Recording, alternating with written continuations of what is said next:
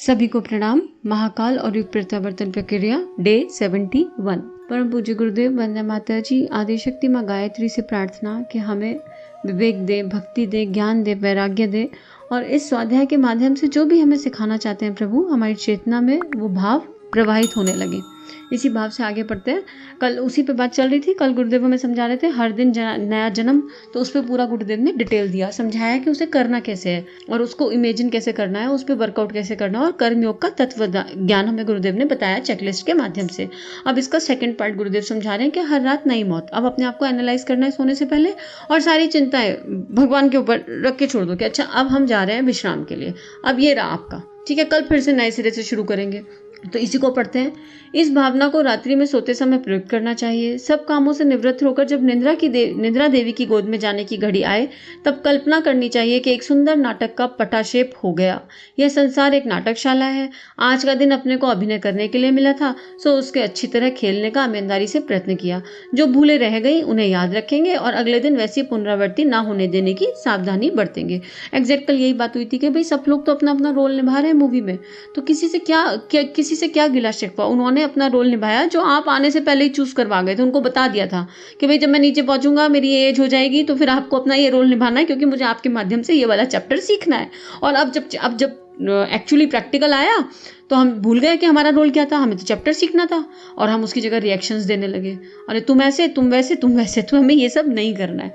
आगे गुरुदेव इसमें लिख रहे हैं, अनेक वस्तुएं इस अभिनय में प्रयोग करने को मिली, अनेक साथियों का साथ रहा, उनका सानिध्य एवं उपयोग जितना आवश्यक था कर लिया गया।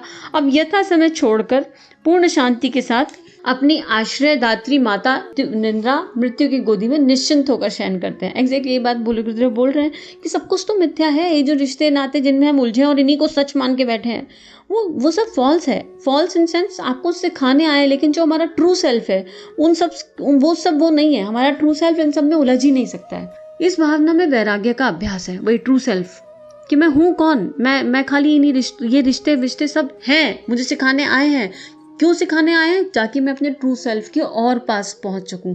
और ऐसे ही मेरा रोल इनके जीवन में है, मेरे माध्यम से सीखने में इन लोगों को कुछ सीखना होगा, लेकिन I can not enforce there learning कि नहीं मैं तुमको सिखाने आई हूं तो तुम ये सीखो। I can pray.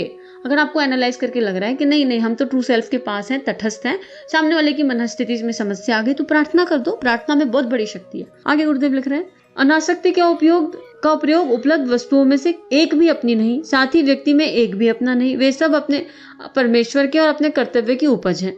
हमारा ना किसी पर अधिकार ना स्वामित्व। क्या मतलब गुरुदेव की चेतना काम करे, इतना ब्लेस फील होता है जब वही वाणी निकलती है जो आगे लिखी हो और पता ना हो कि क्या लिखा है।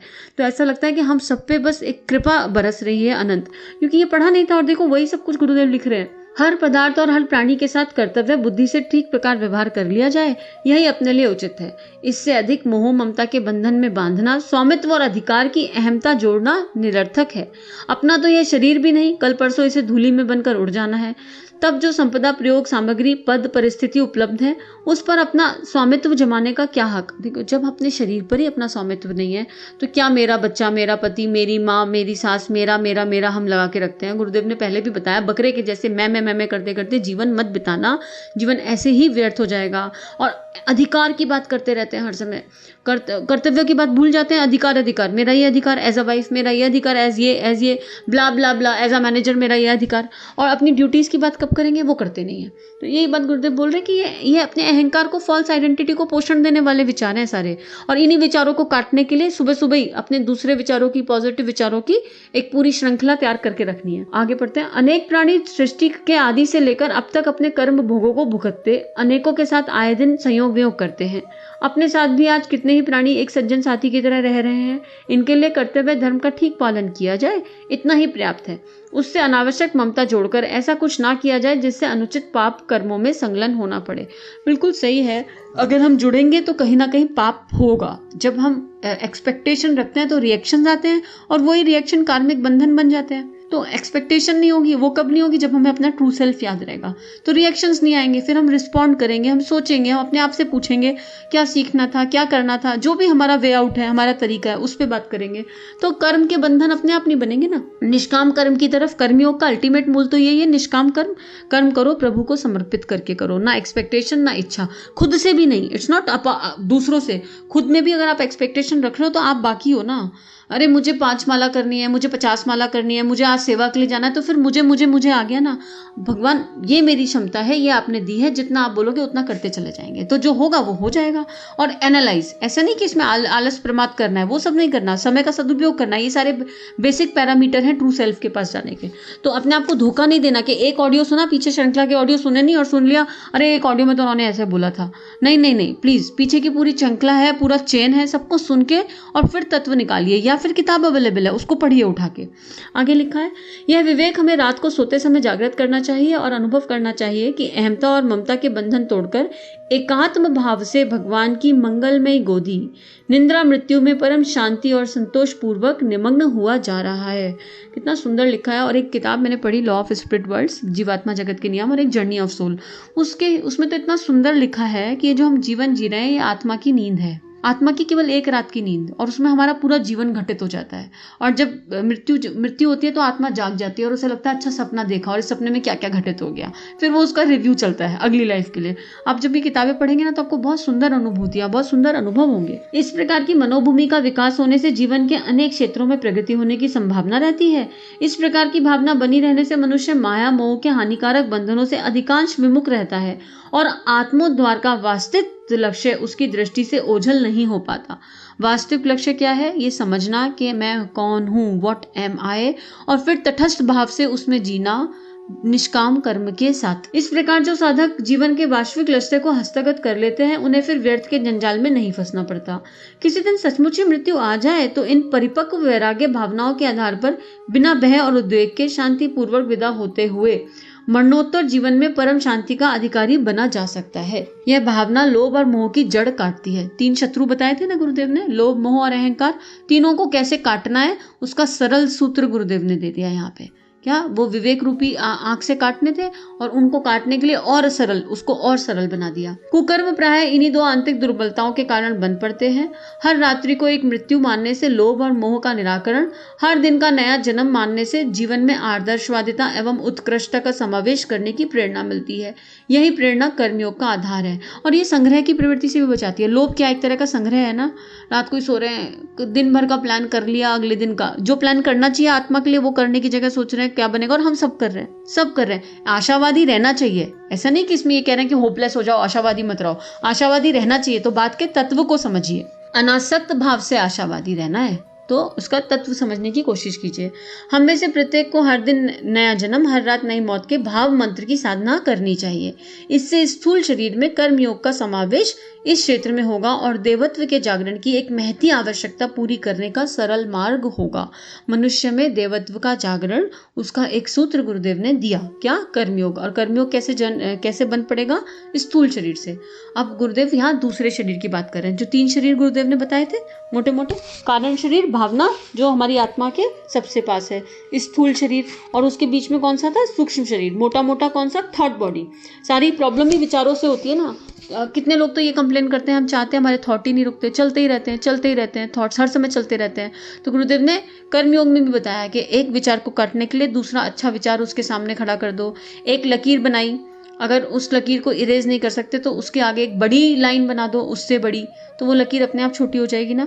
तो एक अगर तमस का कोई भाव विचार आ रहा है तो उसके आगे एक सकारात्मक बड़ा विचार खड़ा कर दो, दूसरा वाला अपने आप चला जाएगा। तो इसमें गुरुदेव नया टॉपिक शुरू कर रहे हैं, सूक्ष्म शरीर का उत्कर्ष ज्ञान योग से। सूक्ष्म शरीर मतलब मोटा मोटा थॉट बॉडी, तो ज्ञान योग से उसका उत्कर्ष हो सकता है। ज्ञान मतलब क्या? स्वाध्याय। ज्ञान योग का जो मोटा मोटा मतलब है, जो पढ़ा उसका स्वाध्याय करना, निधिध्यासन करना, चिंतन मनन करना, और ये आइडेंटिफाई करना कि अब मेरे जीवन में कहाँ लैक है, मुझे इसमें से एक सूत्र मिला, मुझे इसको अभ्यास में लाना है। कैसे? ऐसे नहीं कि पूरी पूरी पोथी पढ़ ली, पंडित बन गए, सब कुछ बन लिया, और जब जीवन में इम्प्लीमेंटेशन की बात आई तो कुछ भी नहीं है। नहीं, जो भी आप पढ़ रहे हो, जो भी आप सुन रहे हो, उसमें चाहे आप एक पैराग्राफ पढ़ो, अपने जीवन के लिए सूत्र निकालना है कि मेरे जीवन में और ये जो लिख रहे हैं, ये जो बोल रहे हैं, ये जो ऑथर हैं, इसमें कहाँ गैप है, और उस गैप को कवर करना ज्ञान हो गया। अब इसे गुरुदेव की दृष्टि से पढ़ते हैं। सूक्ष्म शरीर विचार प्रधान है, मन बुद्धि चित्त अहंकार का अंतःकरण चतुष्टय इस आवरण का आधार है।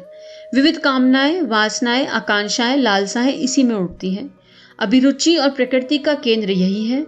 शरीर विज्ञान के अनुसार मस्तिष्क में ये संवेदनाएं समाविष्ट हैं, अतएव मस्तिष्क को सूक्ष्म शरीर का निवास स्थान मान लिया गया है, ये माना गया है। यो चेतना समझ शरीर में भी व्याप्त है। लेकिन अगर ध्यान से देखा जाए, इसको पैराग्राफ को पढ़ते हैं। मस्तिष्क के दो भाग हैं, एक सचेतन, दूसरा अचेतन। माथे वाला अग्रभाग सोचने, विचारने, समझने, बूझने, निर्णय और प्रयत्न करने वाला सचेतन मन रहता है।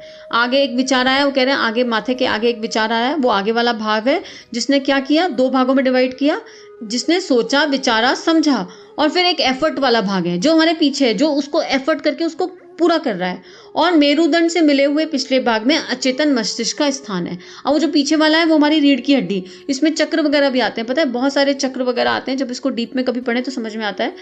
यह अनेकों आदतें, संस्कार, मान्यताएं, अभिमान, प्रवृत्तियां मजबूती से अपने अंदर धारण किए लेता है। शरीर के अविज्ञात क्रियाकलापों का संचालन यहीं से होता है। अभी कुछ देखिए, कितना कुछ हमारे शरीर में घटित हो रहा है। सांस लेने के लिए कुछ करना पड़ रहा है, पानी पिएंगे अपने आप अंदर चला जाएगा, या उसे बताना पड़ता है, इंस्ट्रक्शन देनी पड़ती है कि भैया ये पिया है तो ये पानी सांस की नली में नहीं जाना चाहिए, कभी चला जाए तो कितना धक्का आएगा।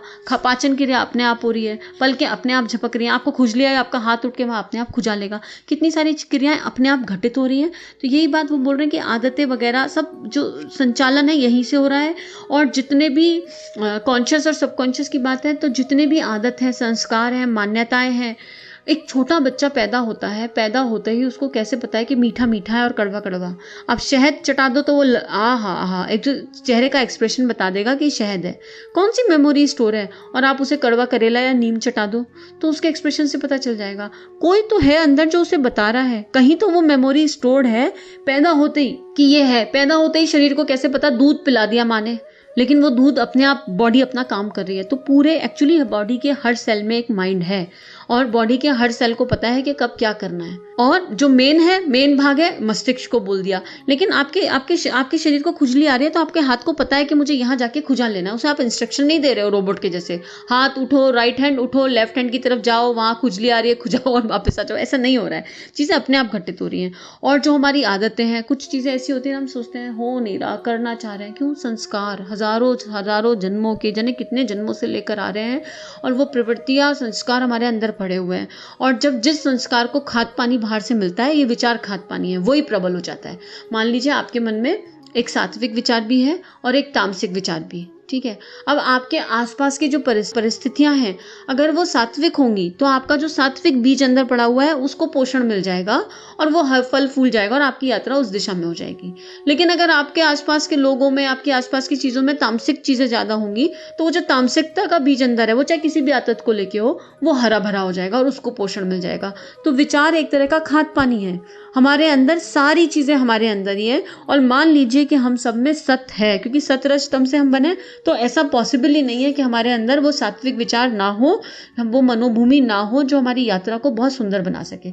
इसे आगे पढ़ते हैं। गुण विभाजन के अनुसार स्थूल शरीर तमोगुण, पंच तत्वों से, पंच तत्व हमें सबको पता है, सूक्ष्म शरीर रजोगुण विचारणा से, और कारण शरीर सतोगुण भावना से विनिर्मित है। तो पंच तत्व क्या हो गए, भू, अग्नि, वायु, आकाश और जल, है ना, ये पंच तत्व है। इनसे जो है शरीर बन रहा है। वायु में भी फिर 5, अगर प्राण की बात करो तो 5 प्राण आ जाते हैं। मतलब इसकी डिटेल में हम नहीं जाएंगे, लेकिन मोटा मोटा ये है कि शरीर तमोगुणी है और तमस शरीर में बहुत हम फील भी करते हैं। हालांकि तमस विचार और भावनाओं में भी आ जाता है, लेकिन शरीर का तमस तो मोटा मोटा समझ में आता है। आलस में पड़े हुए हैं, कुछ ऐसा देख रहे हैं जो देखने योग्य नहीं है, कुछ भी खा रहे हैं, ये सारे मोटे मोटे तमस है ना जो दिखाई देते हैं। और सूक्ष्म शरीर रजोगुण विचारणा, थॉट प्रोसेस, किस तरह हम सोच रहे हैं। कारण शरीर सतोगुण भावना, वहां आत्मा के सबसे करीब कौन सा है, कारण शरीर, जो भावनाओं से बना है। और भाव से विचार, विचार से कर्म। और आत्मा के मूल स्वभाव के बारे में तो गुरुदेव पहले ही बता चुके।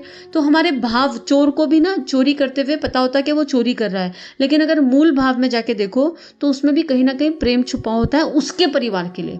वो बात अलग है कि उस प्रेम में परमार्थ का भाव नहीं होता, स्वार्थ का भाव होता है, लेकिन प्रेम कहीं छुपा है। इसलिए कारण शरीर को बोला गया कि वो भावना से विनर्मित है। इसको कल डिटेल में आगे पढ़ते हैं। आज के लिए इतना ही। परम पूज्य गुरुदेव वंदे माता जी से प्रार्थना सभी के जीवन मंगलमय हो। ओम शांति ही शांति ही शांति ही, सर्वरिष्ट सुशांतिर्भवतु। हमारे YouTube चैनल को सब्सक्राइब करें और बेल आइकन को दबाकर ऑल पर क्लिक करें ताकि नोटिफिकेशंस आपको मिलती रहें।